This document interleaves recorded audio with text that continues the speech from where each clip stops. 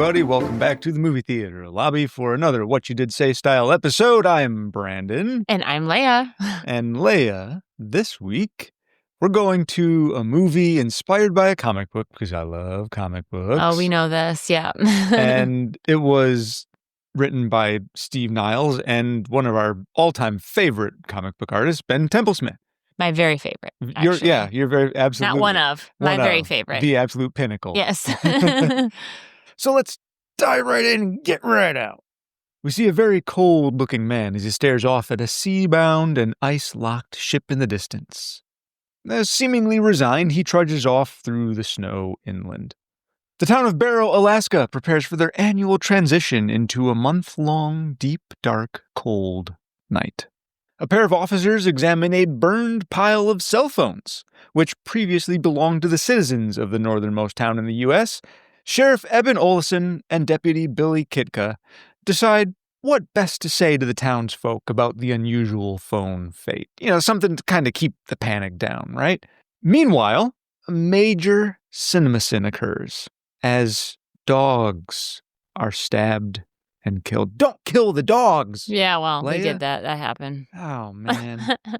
But elsewhere, the exodus of last chance leavers gets underway. A lot of people like to leave this area before the 30 days. Yeah, because, that sounds miserable. Yeah, being stuck, You're in the northernmost place, though, in 30 days of night. Yeah, it gets a little lonely. Yeah. Some people like that daily sun. If I was there with you, it'd be okay. Oh, sure. Love the dark. I could spend, I say this, being somebody who's never experienced a month of night, or 2 months, as the reality may end up being. I think I would like it. A little bit. But maybe a little disorienting, too, I think. Maybe actually living through it in practice might be something entirely different than Absolutely. The romanticized version. So yeah, these last chance leavers are getting underway, and we see Stella Olsen as she finishes a few final duties before heading for the final plane out as well. On her way there, she's involved in a really unfortunate car accident as a tractor crashes into her. Her car's totaled, so she calls upon her rather estranged husband to pick her up and then drop her off at the airport. However, for Eben, being her husband, an emergency rears its ugly head and he can't attend to Stella, which he seems a little relieved about, honestly, like he'd rather attend to the emergency. I'm the deputy here, or the sheriff here. Sheriff. I gotta do this. Important sheriff business. Yeah, sorry. People got emergencies all over town. Well, with all the dogs dead. Dogs dead, burned cell phones. Yeah, it's a little weird. Instead, he pawns off the taxi service to Billy, his deputy.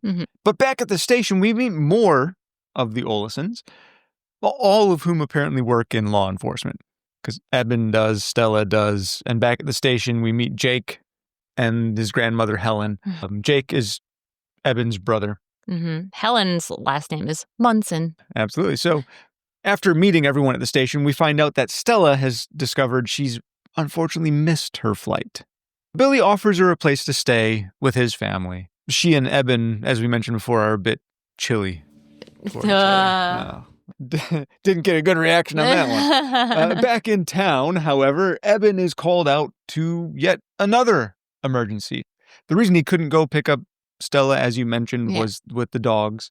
But now there's another town emergency. Yeah, so he's got to go attend to something else. For such a small town in the middle of nowhere, he's got a lot of emergencies today. He's really friggin' Things busy are bad on this one damn day. And in the next scene, we find out the only helicopter in town has been dismantled and put through an industrial grinder. Not many people with that kind of capability, right? You can see the tragedy's really ramping up here.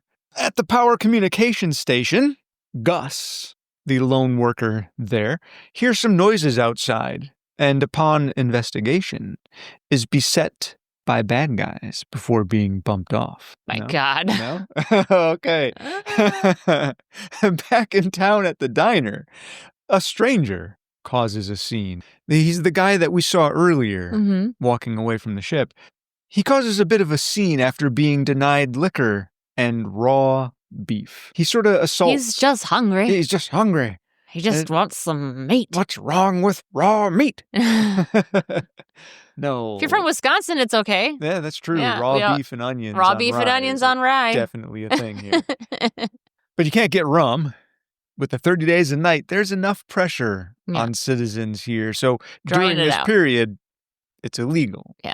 So he gets rambunctious with the restaurateur, Lucy. Before things can go real wild, Eben and Stella work together to defuse this unfortunate situation. So Eben's there first, and he confronts the guy. Stella later, just shortly thereafter, shows up, puts a gun to the back of his head, and really calms things down. So, proving that they really do work well together. They do. They just don't get They're quite the duo. Yes. So they take this dangerous drifter and put him into the local jail. In jail, the drifter refuses to answer any questions, and instead he just sort of speaks cryptically about the coming danger, and how despite any warnings or precautions they take, they cannot stop what's coming. Mm-hmm. And that's when the power in town goes dark. Because we saw why, of course, Gus was assaulted at the power and communication station. So Eben goes to check on Gus. Because someone's got to, might as well be the sheriff who's been all around town already. Mm-hmm. While he's away, Jake gets a little confrontational with the stranger in the jail who's kind of taunting and picking at them a little bit. Throws a game piece at the stranger. And the stranger says, "Oh, great, thanks. Now you've given me this thing which I can break and pick the lock." So Jake, falling right into his trap, goes over to claim the board game piece. And the stranger grabs a hold of Jake and chokes him. That's when, of course, as always, the hero shows up just in time. So Eben returns back. Mm-hmm. He shoots the stranger, handcuffs him to the jail cell so he won't cause any more trouble. Everyone else there kind of points out that now the stranger's going to need some patching up. Eben says, "Screw him. F that guy." Yeah, he tried attacking my brother. Let him bleed. Yeah. He'll be fine. Evan's like, "I got enough things to worry about." There's okay, other crap this going. guy had it coming. There's more important stuff. Now, in a more desperate panic, Eben and Stella leave the station again to go find these associates of the stranger who simply must be hiding somewhere in town because they're causing trouble everywhere. While they're driving along, Eben thinks he sees something in the distance and asks Stella to stop the vehicle. And they get out together and look around, and Stella gets really concerned. She panics and urges both of them to get back in the vehicle and get the hell out of there. So she sees something in the distance. Hot-footing it away, or hot-wheeling it, I guess. Mm-hmm. Cold wheeling it? Cold wheeling it? Yeah, definitely.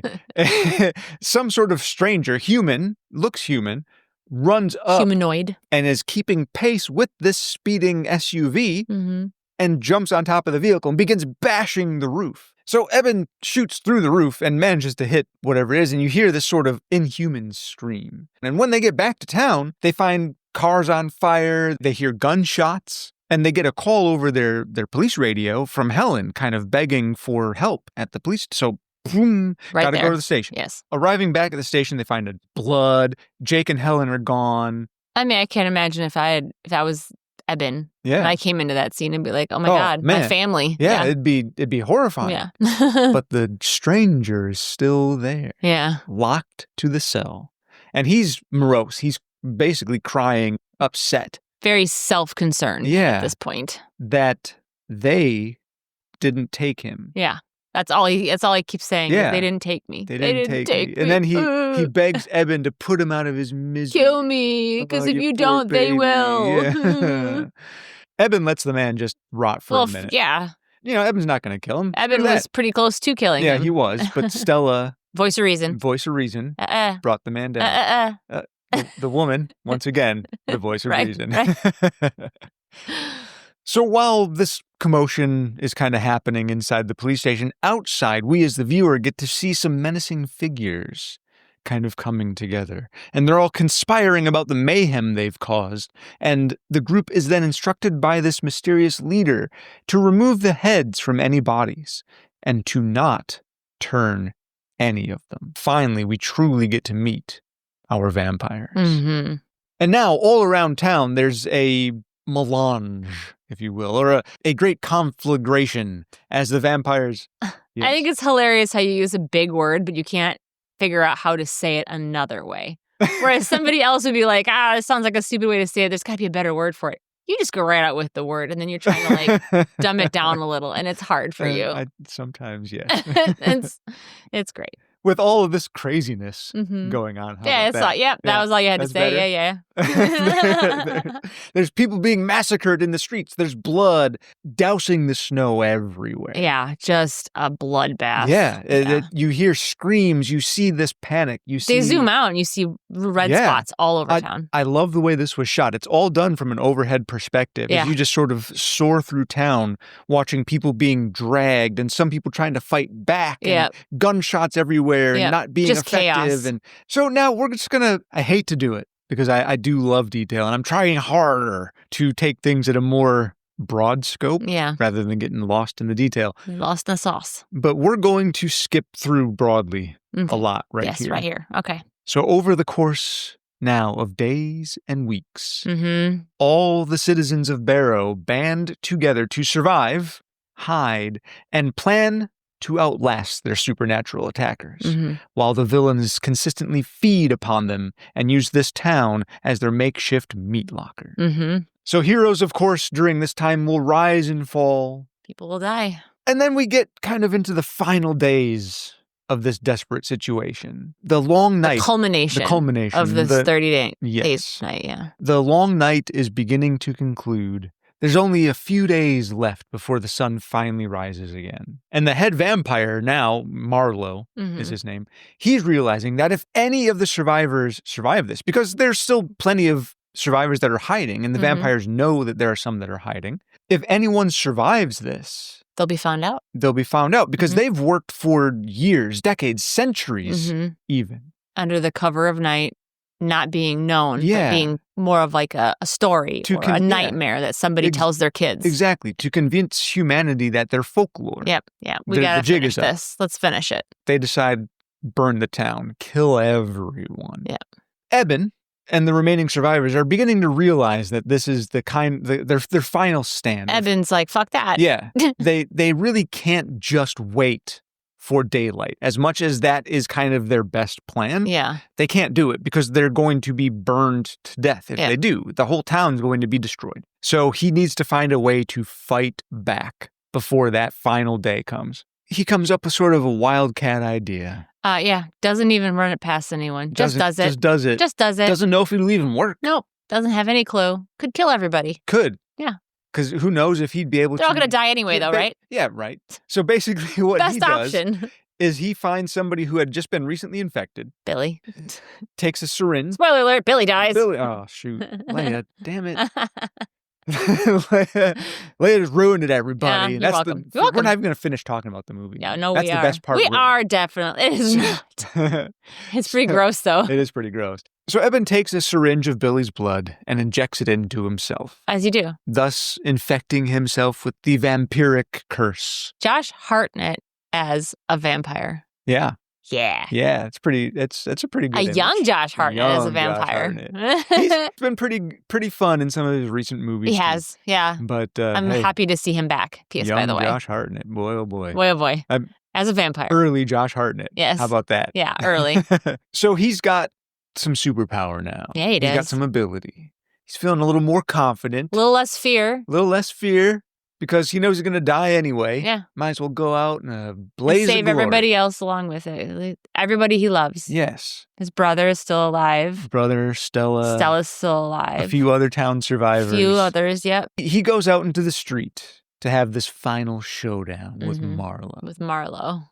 And as he confronts this vampiric leader, all the other vampires sort of just stand around. And watch. Because Marlowe's the boss. He's the boss. The alpha male. Yeah, and none of them are concerned that he wouldn't be able to handle this. He's been for centuries. Arrogant human. Yeah. As the battle begins, Marlowe's really pretty showing handing that, it to him. Yeah, Eben ain't shit. Yeah.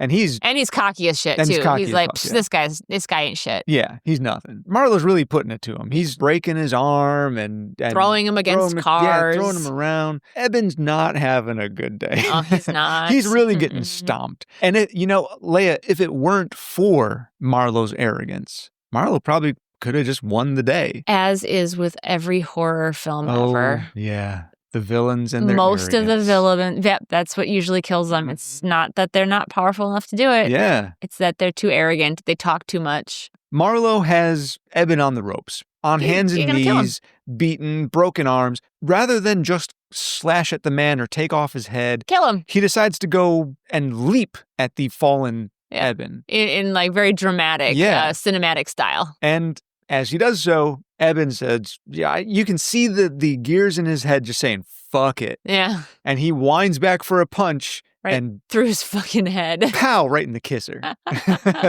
And right out the back. Right out the back of the head. Now, Marlowe dead. Yeah. All Who's the the other new vampires, they just sort of stare for a minute. And they're like, well. And they're like, fuck it. We're out of here. That's done. Yeah. After all the vampires leave and the rest of the Barrow civilians come out of hiding. It ends pretty quickly after that. It does. It really is pretty sudden afterward. Yeah. But I'm glad because it doesn't need to have a grand No, it was ending. a perfect ending. So Eben sort of stands up and he greets Stella and he says, do you think I should go after them? And Stella says, no, just let him go. And we see Eben and Stella sitting kind of off away from town, watching on a hillside, waiting for the final sunrise that Eben will ever life. see. Yep. Stella and Eben kind of hold each other as the sun rises. Eben's skin, as the sun comes up, begins to darken and burn and ash. He's quiet at first, and then he starts screaming. Yeah. Oh, man, it's got to be so painful. And his body essentially just sort of ashes away in the wind. And she holds him the whole time. Yep. That's how it ends. Stella is left alone. Yeah. Yep. It was a good ending because it was not a cheery ending. No. But the hero did still save the day. Yeah, he saved the day. I was having this conversation with a coworker of mine. We were talking about how in a lot of movies and a lot of stories, the hero will make a grand heroic sacrifice and it'll be really dramatic and important. And then it won't mean anything because in the next scene, basically, or before the end of the movie or the story, the hero is just fine anyway. Yeah. So their sacrifice was not really impactful or meaningful. I love when the heroic sacrifice ends in a tragedy. Yeah. I love it. Absolutely love it. Because they really, truly sacrifice themselves for the greater good, And as much as, okay, sure, there are some times the hero makes the sacrifice and you're like, damn it, I wish, I love that hero. I want to see more of that hero. And when they come back, you're like, okay, great. Well, now we can get a cool sequel. Mm-hmm. But you can do a sequel still without that hero. Pass the torch. Yeah, unless you're John Wick. Unless you're John Wick, you can keep coming back over and over and over again. Keep coming back in perpetuity. Forever until you're 85 and you can barely walk. Just keep coming back. And they'll probably make him do it. But yeah, so Leah, that's 30 Days a Night in a nutshell. In a nut. Love the take on it. There's a few differences. So from the comic book, again, written by Steve Niles and art done by Ben Templesmith, a few changes were made. We'll get into those in a minute, but I just wanted to make a few other kind of quick comments about a few other things movie related. So the movie did spawn a sequel called Dark Days. And then it also spawned 2 TV miniseries called Blood Trails and Dust to Dust. These were all around the same time. I think one was in 2012. Yeah, and the other one was right like the year after, within the same year too. Yeah. A few years separated, but not by huge. Wildly. Yeah. Mentioned earlier, I had something to say about Barrow, is the former name of the town. It's now called, and I'm probably going to mess this up, so I apologize. Utqiagvik? Yeah, native language. So in 2016, residents of the town voted on a referendum to make the name change. It's sort of an effort to throw off the yoke of colonialism. Sure. And return a little bit of respect and affirmation for the local indigenous culture. Sure. Which great. I think is fantastic. Love it. In December. Get rid of all the colonialism. Yeah. I'm fine with that. Man, it's so stroking the ego of explorers is old insane. White dudes. Yeah. Just because they were the first white person there? Fuck that, man. Anyway, December 1st of that year is when they had changed the name. So when this comic book and story was conceived by Steve Niles, of course, it was still Barrow. Wouldn't have known any better, yeah. When the movie was made, it was still Barrow. Now, of course, the name has changed. The former town of Barrow, now known as Utqiagvik, and again, if I got that wrong, I apologize. So it doesn't get just 30 days of night. Actually, that area tends to get between 50 and 60 days of night. Okay. So more like a 2-month stretch. Yeah. And each day does have a few hours of like a dusky twilight. Sure. Yeah. It's not night, full like midnight dark, It's there's some light there. Yeah. But yeah, so I mean that's just a few little kind of things I wanted to point out there. Not calling out the story for making sins against those things because it's a story. It's a story. Sometimes you gotta embellish things, or 54 nights would have been a 30. So 30 days was hard for me. Yeah. Because I remember asking, I was like, in 30 days they haven't found these people and killed them. I'm like, why? Yeah. Because they needed to keep their food source alive for 30 days while they were there. In the comic book, that's the premise: is they've got 30 days that the vampires can just spend there and feed at their leisure. Yeah. So why not the hell take the 30 days? Yeah. Right. So like Roger Ebert even was irritated with this film a little bit because he couldn't understand why at the beginning of the film the vampires ran really fast and were super massacring the whole place. Yeah, easy to kill. And then toward the end they were walking and they were slow. But I don't think he understood that was a thing. Because why would they be running and spending all that energy? Yeah. If they don't need to, if they're just picking people off slowly to survive through the winter, Yeah, I always kind of think of it as, I'm trying to think of a really not just specific to Brandon answer on this or explanation on this. Because I'm thinking, okay, hey, I get a video game I've been looking forward to for forever. Mm-hmm. And in the first 2 weeks, I binged through that son of a bitch. And then toward the end, after that, I sort of slow down a little bit, play it less and less and less, and, just sort of enjoy it. Not a really good analogy, but there we go. Yeah, enjoy it. Take my time with it. Yeah. What better time to lead into some comic book talk than right now? The comic book the movie stayed fairly faithful to the comic book. A few differences, and I got to say, this comic book was the first time that I had seen Ben Templesmith's art. Yes, ditto. And which is unfortunate because there's some earlier stuff that was really good too, which we got into later. Absolutely, which really entranced me. Went on to follow him through everything else. God, pretty much his whole damn career. There's a really short subplot in the comic book about a guy who ends up meeting a woman and a man in New Orleans. And it's not really explicit what their role is, but you get some sort of impression that they are trying to monitor and track these vampires for some reason. Because he's got this correspondence, this email correspondence between Marlowe, the head vampire that we know, and another individual who goes by the initial V. They try to keep things vague in this correspondence. And the woman sends her, I believe it's her son, if I'm not mistaken, sends her son to Barrow to get photographic evidence of what is going on with these vampires. She says, don't confront them, just get pictures, the evidence. In this film, you can take pictures of vampires. Yes. Yeah, they are not restricted to being invisible on video and mirrors and stuff like that. Yeah. So you don't really get a whole big elaborate story with them in this 3-issue miniseries. You do later on in the series run. They are a small group of vampire hunters. In this trio of issues, Billy is not a character at all. Yeah. Eben and Stella, they seem like they are maybe a little bit of a cold relationship, but not to the extent that the movie they show it in the movie. Yeah. In fact, they're separated. Yeah. In fact, they work very well and very closely throughout the entire 3 issues. Stella is with Eben from the start. Yeah. They find the pile of cell phones together, for instance. Yeah, it's not Billy. Yeah, it's not Billy. So, just a few changes. Otherwise, really mostly the same. Oh, V ends up showing up a little bit later, and we find him to be an even more head honcho vampire than Marlowe is. His name is Vincente. You're talking about in the comic book, yeah. Okay. Marlowe, in that email that we see, he's saying, oh, hey, I have this great idea. Saying, me and my group, we're going to go to this town called Barrow. It's got 30 days of night. We don't have to hide during the day anymore. We can be awake for 30 days. We don't have to sleep. We don't have to worry about someone finding us and these killing people us can't go anywhere. They're all trapped there for 30 days. It's like paradise. Right, so he's boasting this. Later on in the issues, Vincente shows up to Barrow, and Marlowe's like, hey, welcome. Check this out. So again, 30 days a night, we don't got to worry about hiding. They're hiding. And we can find them and eat them at our leisure. This is great. We can take our time. Nobody knows we're here. Vincente, not impressed. He's like, you fucking idiot. Marlowe kind of has this role in the movie. But Vincente has it in the comic book. He's like, we've worked so long to make ourselves invisible. Legend. Yeah. Invisible. Like you said, perfect. You're going to fuck this up. Yeah. You need to finish this. So Vincente tears the head off of Marlowe. So Vincente's the one who kills him. And then he instructs the rest of the vampires to burn the town down and kill everybody. No survivors. So he puts more of a get the shit done. Like he's you remember in Pulp Fiction, Harvey Keitel's character, the wolf? Yeah. He cleans up the messes. Mm-hmm. Vincente he's like, you do what I say when I say it. Yeah. Right? So go do the shit.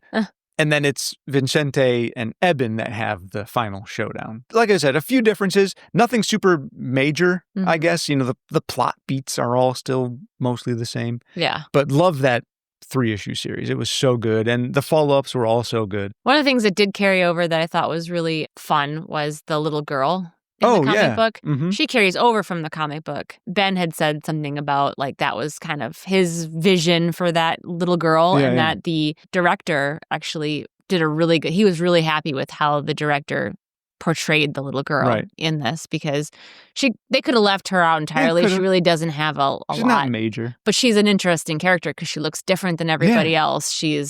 Nobody recognizes her because she's part of the troupe, but she's a little girl, So. Yeah, showing that these vampires, they don't have that code of no children. No. The depravity is deep. Exactly. Yeah. I think we did entirely forget to mention people in this movie. Yeah. So maybe let's do that real quick. So David Slade was the director. Yep. He was the one that worked pretty closely with Steve Niles and Ben Templesmith to the vision. Retain this vision. Yeah. As well as Stuart Beattie and Brian Nelson also as the screenwriters. Templesmith admitted he didn't actually even have to say much because David Slade did such a good job of just taking what he had already drawn and keeping the idea. Mm-hmm. Yeah. He said, I really didn't have to say much. Yeah, that's great. I mean, Leah, I've mentioned this before. I love when the Hollywood studios will actually adapt the thing. Yeah. Rather than changing everything. Well, because that's not what we're not there to see that. No. If you want to do the fans aren't. I'm sorry. Some of you who didn't read the comic books were excited to see the movie. They probably would have been fine with it. But we wanted to see what we see in the comic books. Yes. If you want to create an original story in that world, fine. Just don't change the lore around the world or the existing characters. Yeah.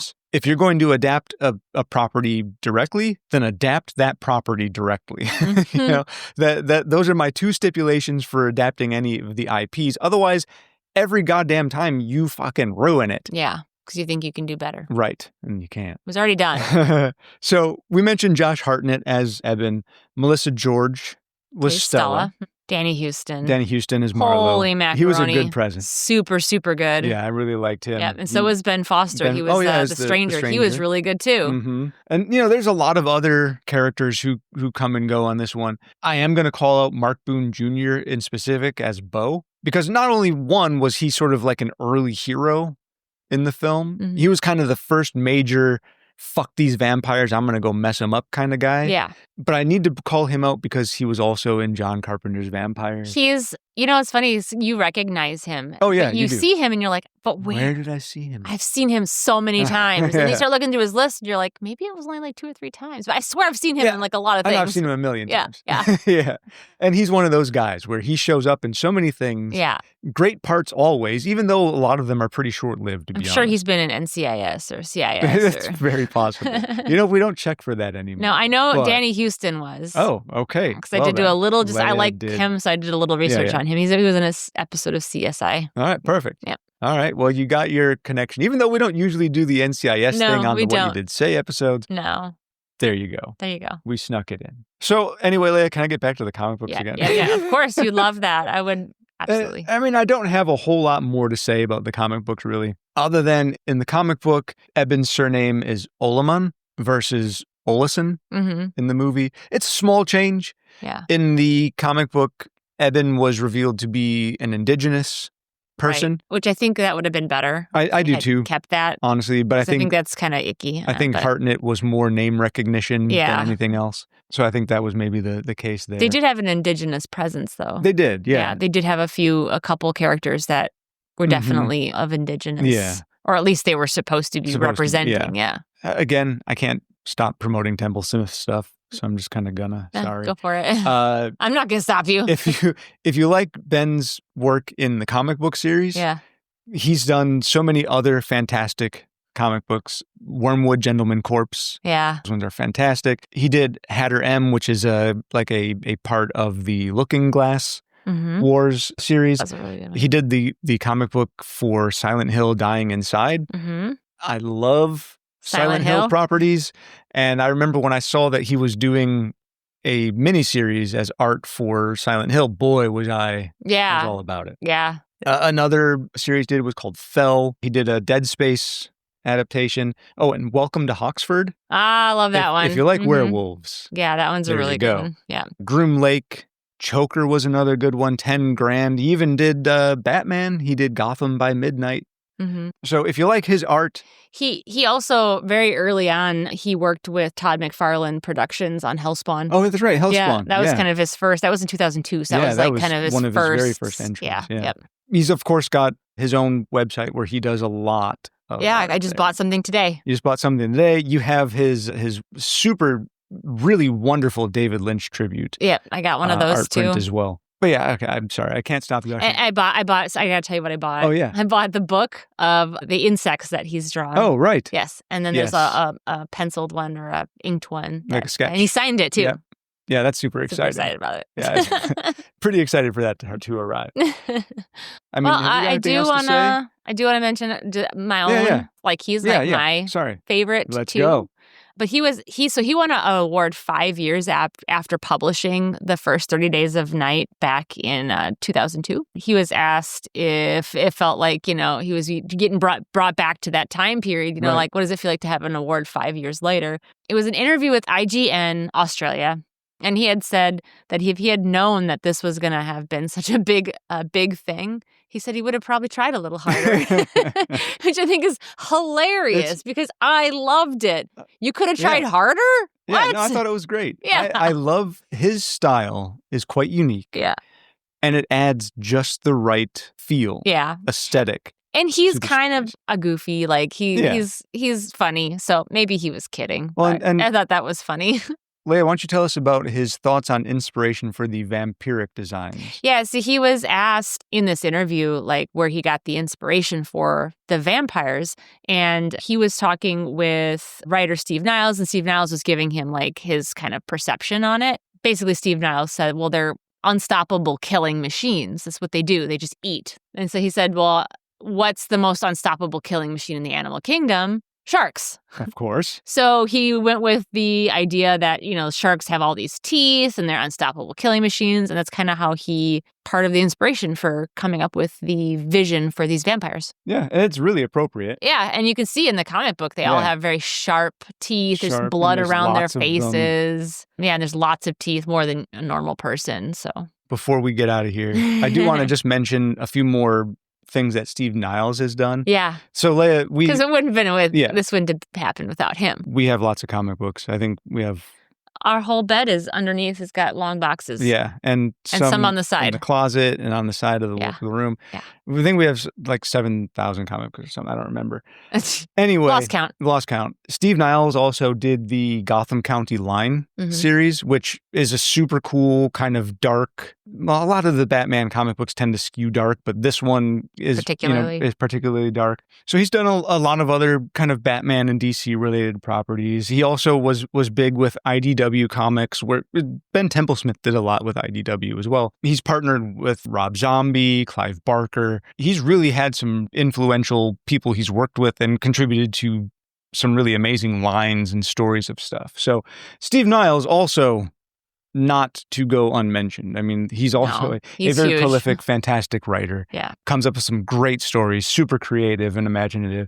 Love his stuff as well. He also worked with Todd McFarlane Productions and wrote several issues of Spawn. Yeah. People run in the same circles, man. They do. They really do. Especially those kind of independent, creator-owned titles. Those tend to be a lot of my favorites. I do get a lot of Marvel and some DC stuff, of course. Just more for nostalgia. I think had I never collected those when I was young, I'd probably just be purely independent as far as comic book companies go. But my own nostalgia keeps me coming back to the big two. Yeah. So, okay, anyway. This is not comic book talk, right? So, as much as I've turned it into... Oh, it kind of turned into that. So let's get on out of here. Yeah. We're already longer than I expected this episode to be. Mm-hmm. Thank you, everybody, for listening. Yeah. Thank you for coming back week after week. To those who do, we're still pumping these out. until everyone starts hating us, then I guess we'll just kind of No one's fade gonna away hate into us. obscurity. So, anyway, thank you, Leah, Thank you. for being here Brandon. with us as well. Oh, and before we go, we're not trying to harp on this too much, but our new project, Dark Which is Pages so fun. Unbound, we're having a lot of fun with it. Still trying to find a way to really grab some traction with it. Hopefully it picks up a bit more. We're still loving it, though. It's still fun for us to express ourselves as amateur as we are. Mm-hmm. It's not super polished, but it's fun for us. Yeah. And as we do more, hopefully we'll get better. Yeah. So please listen and encourage us. Leave us some reviews, subscribes. Send us some of your stories. Send us some of your stories to read, and we'll give it our amateur best. Yes, all rights and credits you get to keep. Yeah. Look out for that, Dark Pages Unbound. Find that on all of your podcast places, Spotify, Apple, YouTube, all the smaller ones as well, Podcast Addict. Wait, Leah. Mm-hmm. We are breaking our one traditional style episode a month tradition and doing 2 this month. Yes. Because next week we're covering Trick or treat. Trick or treat. Because we have to. We have to. We are personally, contractually obligated between ourselves to do so and nobody else. Nobody else. It's fine. So we'll see you all next week on The Movie Theater Lobby. Bye. Bye.